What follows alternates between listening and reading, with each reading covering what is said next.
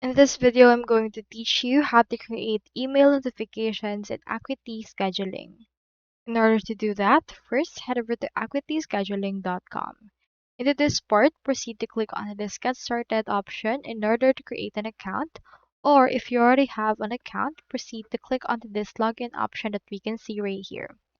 Since I already have an account, let me proceed to log in. Here is my account right here.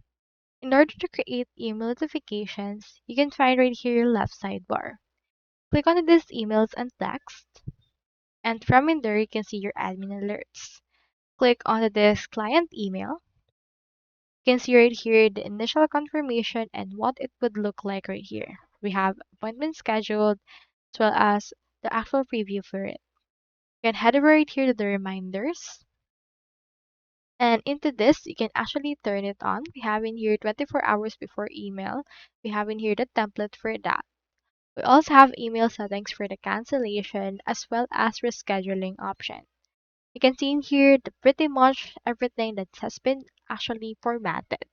We also have follow-ups as well as orders, and we also have appointment receipts.